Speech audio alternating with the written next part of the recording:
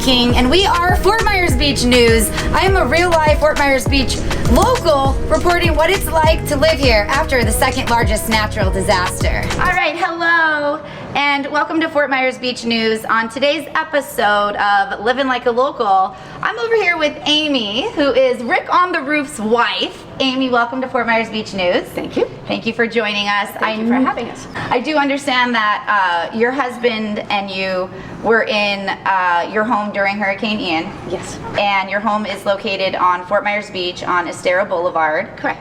I would like you to share with us a little bit about your journey before Ian. I used to admire your massive garage and your beautiful home.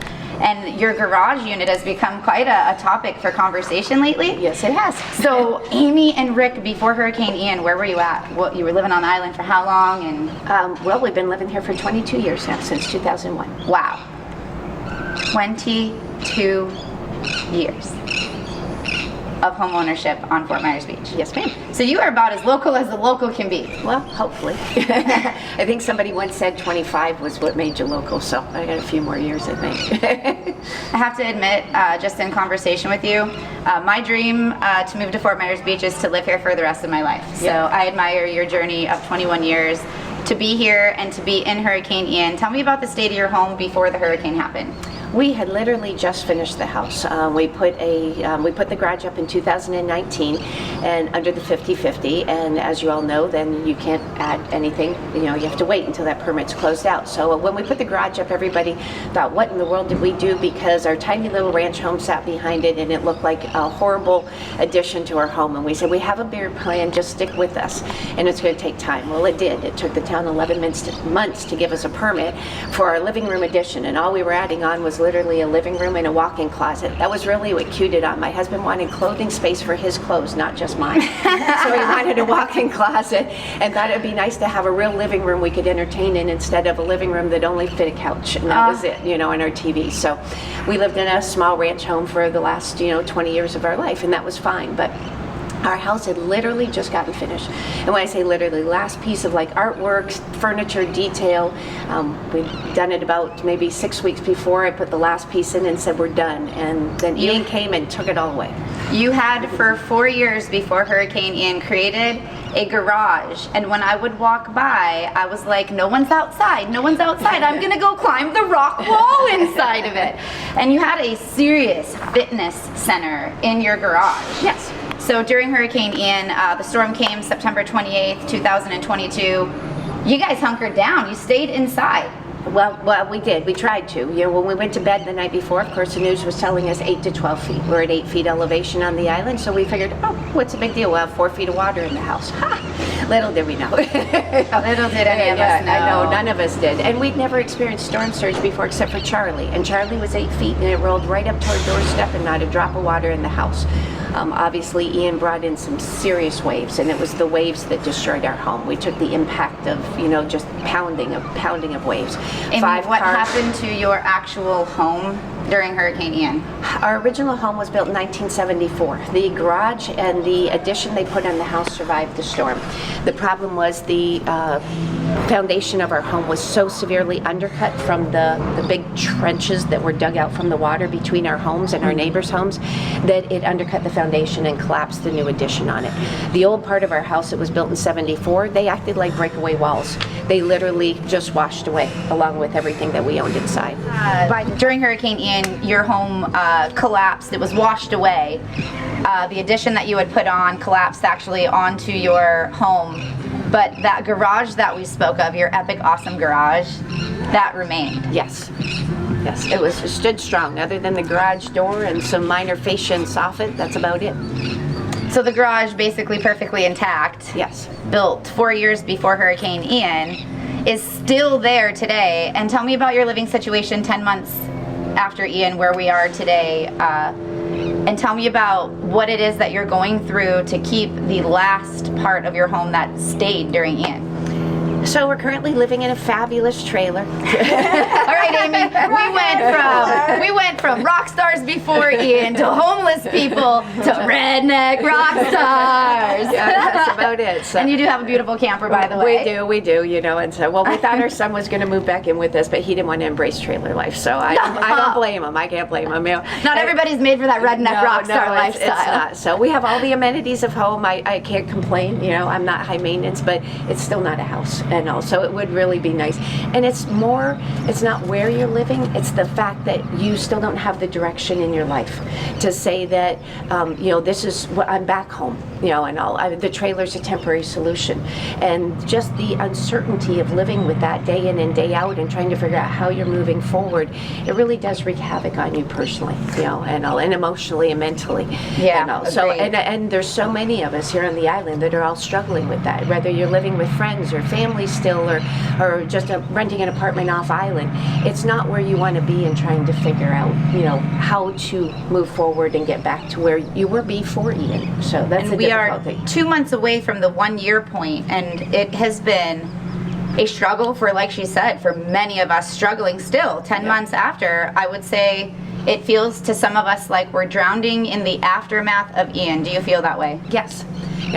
And I've said it before, and I think I may have said it to you the other night, it's like we're all in the same boat. It's just what level are we sinking or swimming, or we've moved on.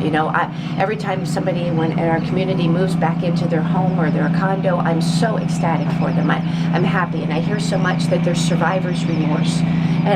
Or survivor guilt, sorry. And it's just like, I didn't understand it the first time right after the hurricane. One of my friends said it, and she says, our home survived. So many of our friends and families, didn't on the island. And I'd not thought about the opposite feeling that people who were still had a home felt. And it really kind of sunk in, and it was like, well, you shouldn't feel like that, but I appreciated the fact that she did, and all, because that just means we're all in this together. And I want to know why you stay here. If it's such a struggle, why do we stay here, Amy? Why? Oh, I can't tell you how many of my family members up in Niagara Falls, New York, said, why in the world would you want to live there? You just lost everything. Why would you stay? And it's like I said to council a few minutes ago in my 3 minutes that I gave them. When we first moved here, it was about the beach. It was about the activities. It wasn't about the people. We were a young family, had a 2-year-old. It was all about just what Fort Myers Beach seemed like, Accessibility to paradise, right? That's right, it was. And then after Charlie, hurricanes bring us all together. And that was what happened. We're standing in line, I'll never forget, the beach movie theater. They're feeding everybody so their food doesn't go bad. And we're meeting all these wonderful people, neighbors that were right in our back neighborhood, that we'd been here all those years already, and we'd never met them. And it was just like, how have we not met you, And all of a sudden, our network of friends became huge just after the hurricane. And my husband says, this is the greatest place in the world. Well, then Ian came along, and we thought the same thing. Every hurricane that comes, it brings us as a community that much closer together. And it's the people here. That's what makes our community. And it's not the it's not the beach. It's not the hotels, the condos, our nightlife, or anything else, or just the fact that we're funky and we could be crazy and do what we want to do. Amy, did you stay because you love the Fort Myers Beach vibe? Yes. Giving a high five, because without you staying as a resident here for 21 years, it wouldn't be the same without you. Yeah, no, that's what makes it. But it's the people, the passion that we all have. And yeah, we're eccentric. We had quite a few eccentric people stop by Saturday, and my husband, he's up on the roof, and after everybody left about 3 hours later, because there was a group of about 30 people that showed up all at once, and he says, what just happened? And I'm like, I have no idea. I said they were very colorful, very eccentric people, though, and it was really awesome. I felt like we just had one great big party with strangers. Okay, so let's cut back to your husband being visited because he's on a roof. Yeah. All right, so Amy's husband is Rick on the roof, Fort Myers Beach, strong for sure. Amy, on Wednesday at 8:30 a.m., your husband Rick climbed a ladder all the way up on top of your only standing structure, which is the garage that we talked about. 30 feet in the air. 30 feet in the air. Not a regular garage. And he's on a plank, probably about this big, by about that wide, with an umbrella, a lawn chair, and an American flag. Yep. What in the hell is Rick doing on the roof? Well, he's taken his stand, and I applaud you for getting on the roof, because while I've climbed the ladder, I'm not getting off the ladder to get on the roof or back on. So I give you a lot of credit for that. And also, before everything with the Fort Myers Beach News, I'm the former president of a nonprofit here on Fort Myers Beach, and our motto was "No one walks alone." Now, Fort Myers Beach News, no one sits on the roof alone. You hear me, Rick? We love you. And Amy, I have to admire your courage, and Rick, the tenacity that it has taken. How many news camera crews have been at your house in the last 6 days? We have had 4 different news stations there, just as far as television goes, and I can't even keep up with between radio and people like you, Beach Talk Radio, but actual radio as well, and also we've had quite a few. And how many horn honks do you hear average in a 24-hour period? So typically, in the course of a day, Rick and I will get between 20 and 30,000 steps in. So I told Rick the other day, you know, maybe second, third day sitting on the roof, I said, this has got to be killing you just sitting, you know, standing in such a small area. You know, 1 day, 2 days, okay, but going on 4 or 5 now, today's day 6, I really don't know just that way how he's dealing with this. So he looked at his watch and he says, somehow I have 3,300 steps on my watch. And I said, he wears it on his right arm rather than left, so when he waves, I said, you have 3,300 waves is what you have. So horn beeps, probably 10,000 a day, if not more, you know. And we've apologized to our neighbors. We never put a sign out. There's no sign that says honk. We've never put anything out on social media, and I almost wanted to put something out on social media and put a sign out that says, please don't honk, to be respectful for our neighbors. Right. There's only 3 of us living in the block, but still, you know, because they do go on until midnight, you know, seriously, you know, because they see him up there still. Yeah. Wow. But it also is what has been keeping him going. Right. So I realized from that aspect that all of y'all's honking and screaming out the windows and yelling and stuff like that is what has kept him encouraged. And he said to me yesterday, he says, the community has given me so much empowerment and power from this that I could stay up here a lifetime if I needed to. You, Amy, and Rick stand in front of a massive movement for the people. So tell the camera why Rick is even on the roof. FEMA? What are you doing? He's on the roof because he wanted to make a statement about, one, standing up for what our beliefs are. We don't believe the garage was laterally attached.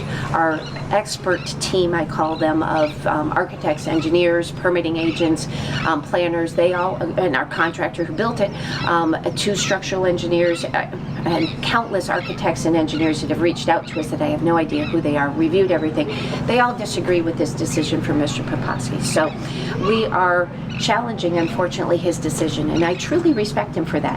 I'm a person built on principle. I'm also one that when I make up my mind, I typically don't change it. So I can understand where Steve's coming from, and it is his license. I don't want to jeopardize that. And the last thing Rick and I want to do is jeopardize our NFIP rating within the town. That affects us, it affects all our fellow citizens, and we would never want to do anything like that. We're splitting hairs over this definition. So Rick decided he wanted to take this stand.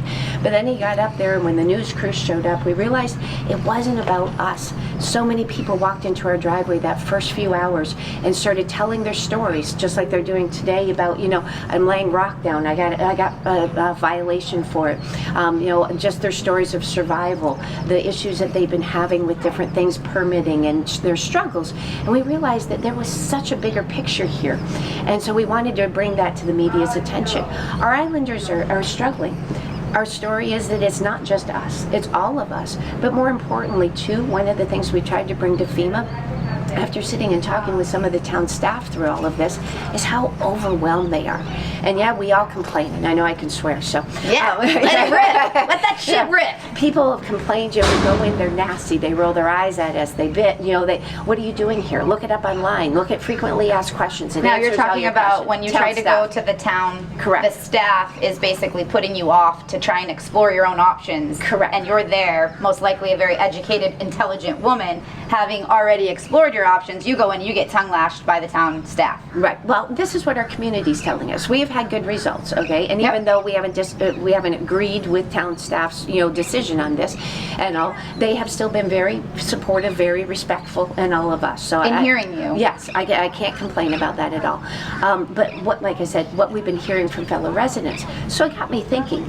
Now, we ran a vacation rental business for 20 plus years hell on the island. As islanders, we all know Christmas comes, we realize we're living in hell. We all count the days till Easter. No matter when Easter falls, we all count the days. We all know it's a sucking sound going off the bridge. Let's go to war! Exactly. Yep. Season here on the island is wild. So we battle through it. We wait for the end of it. We're all really bitchy by the time season's over as residents.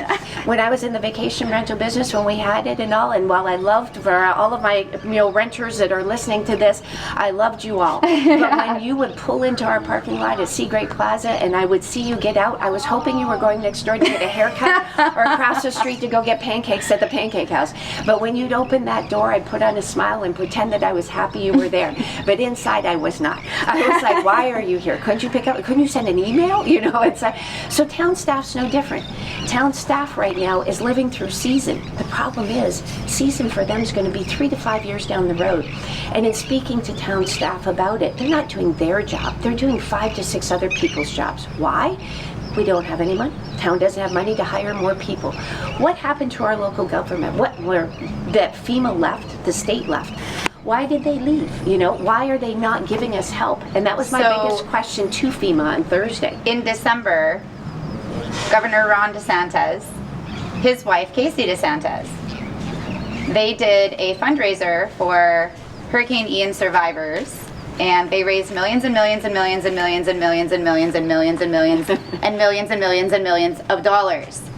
And in a recent publication, there is $9 million sitting in a bank somewhere in Florida that is delegated to Hurricane Ian relief.